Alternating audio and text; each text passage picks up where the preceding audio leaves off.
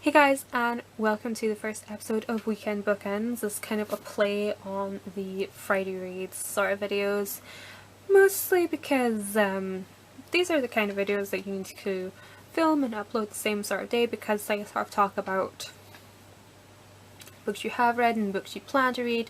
It's quite a time sensitive sort of video, so and I can't make the commitment for filming on Fridays because, let's be honest, sometimes on a Friday night I am not in a presentable state to be filming. Certainly wasn't last night. Hells no. But let's talk about the first book that I finished last week, and the only book I finished last week actually, and this is The Bone Season by Samantha Shannon, and this basically sort of follows it follows this girl called Paige Mahoney in an alternate reality kind of London. It's an urban fantasy genre book, and basically they believe that Jack the Ripper was Edward VII, and that he killed his victims by clairvoyance or accessing the spirit world by use of seances. I think it was Edward VII. I can't kind of locate it in here. I need to brush up on my monarchy. I will annotate if I'm wrong. But since then, Scion was created, which is basically a government that controls everybody in the endeavour to rid the world of clairvoyants, or as they call them, unnaturals. And Paige is an unnatural, and the year, I believe, is 2059 when this happens. And Paige is a clairvoyant, and not only is she a clairvoyant, she's a dream walker.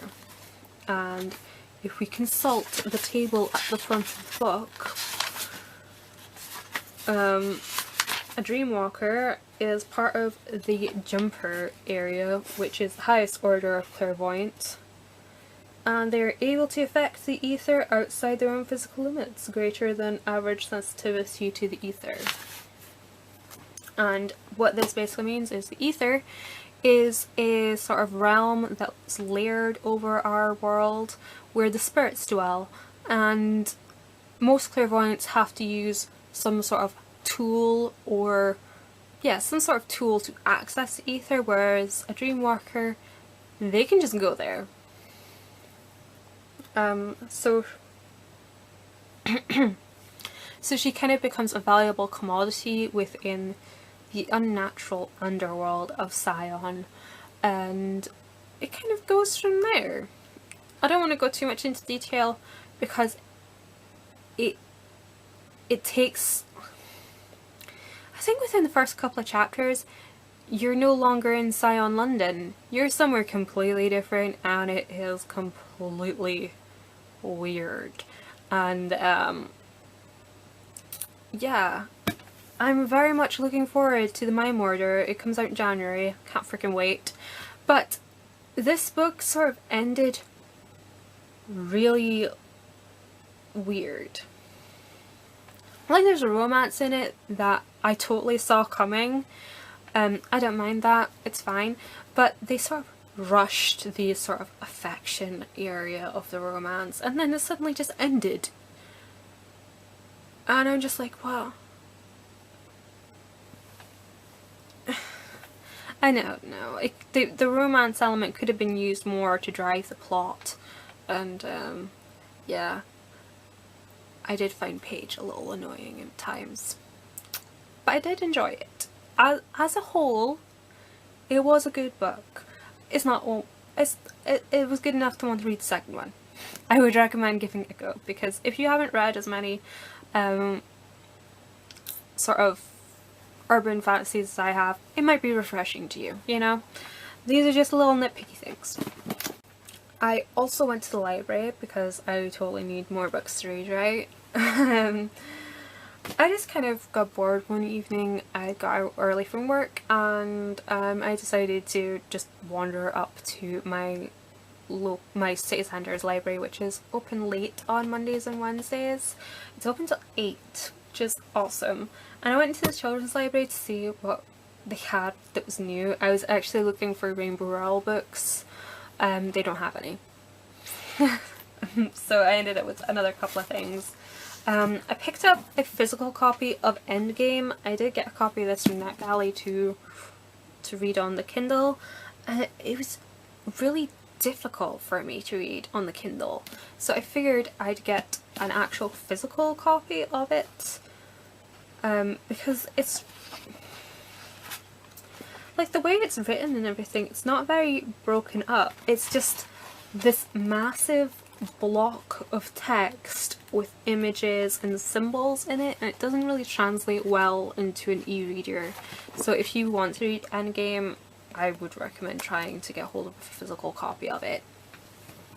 But I'm really looking forward to that. I picked up Frozen, which again I got as a review copy on Kindle from NetGalley, and I did read part of it on my Kindle and I can't find it because there's been so many.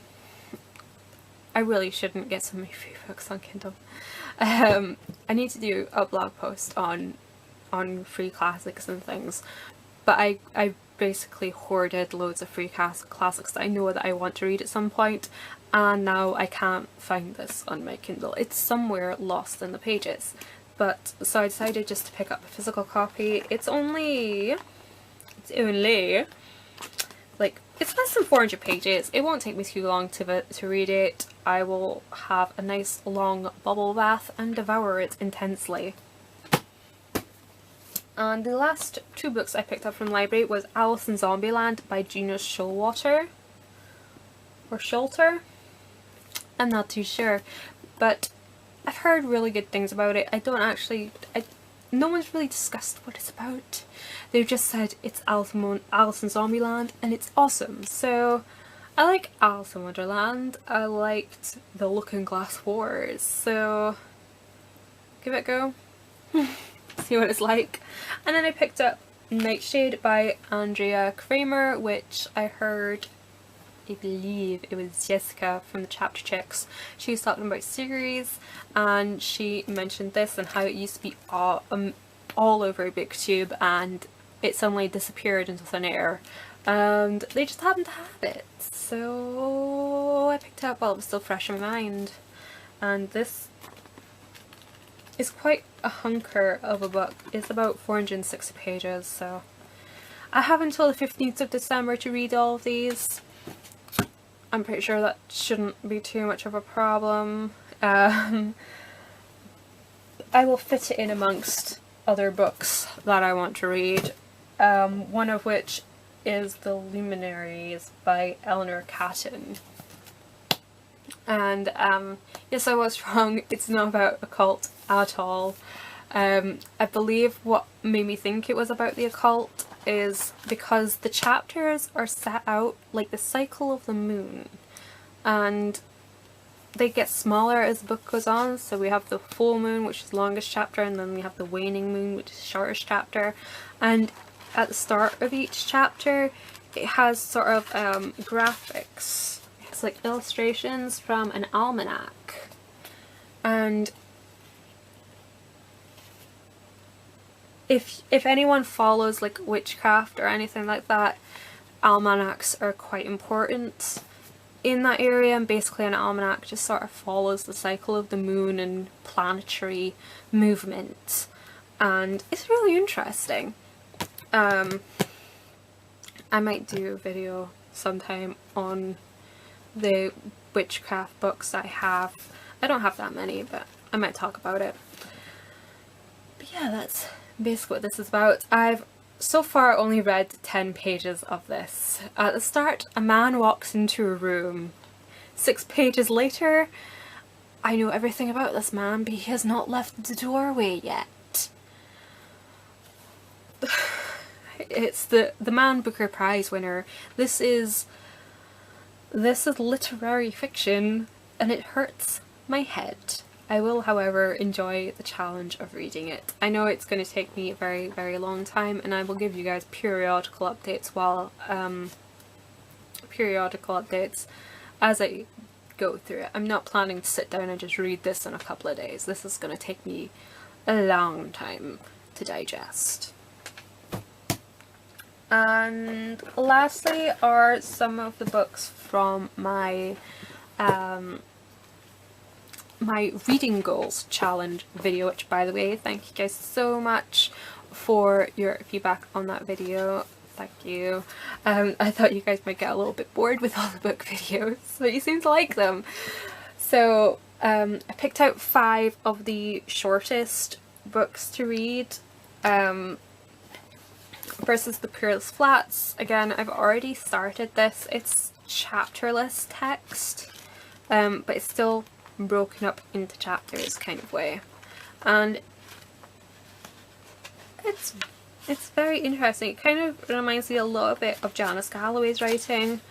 A little bit. It reminds me of someone else. Like, oh, what's her name?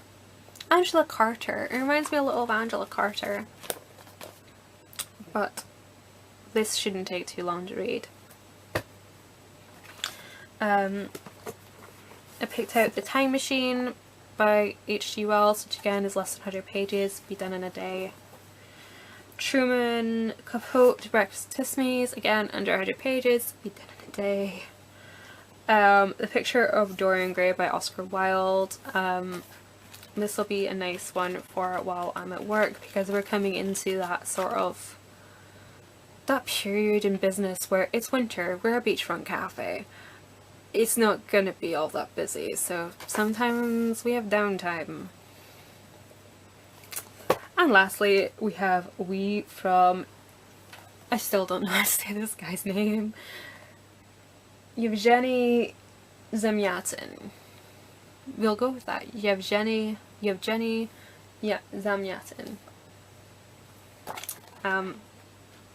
This one is a little bit chunkier. It's just over 200 pages, but again, you know, it shouldn't take me all that long, maybe an evening or two.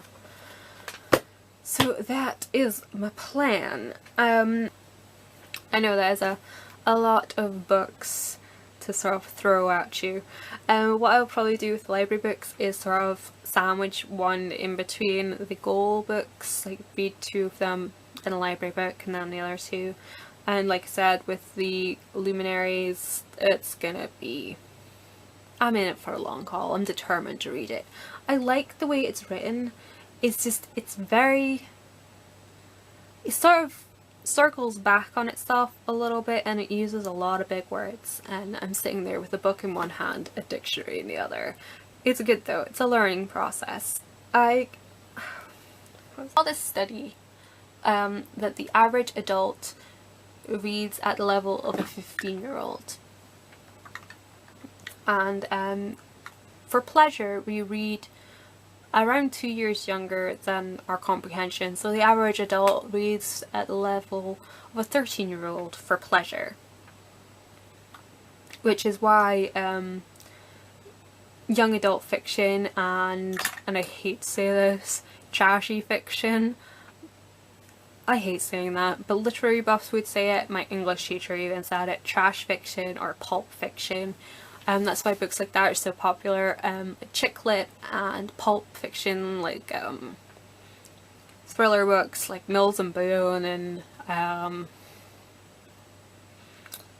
I can't think of a thriller, like Nikki French, that kind of thing.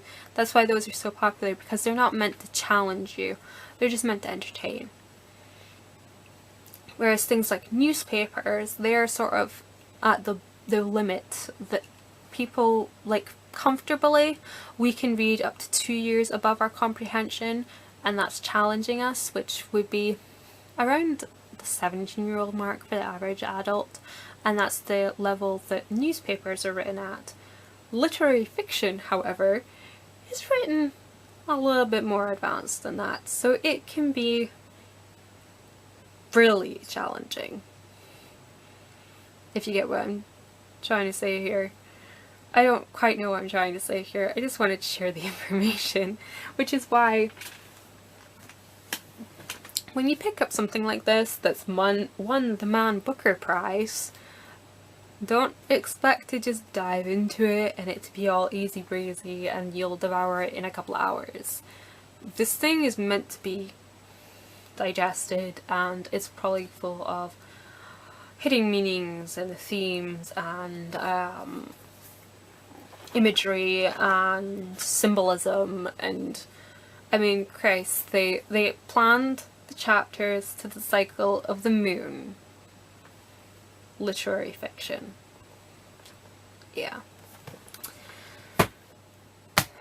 Book in one hand, dictionary in the other. Anyways, that has been my reading update for the week. Let me know if you like these videos, and I will probably keep doing them every Saturday. Anyways, thank you for watching. Let me know what you're reading in the comments below, and I will see you later. Bye bye.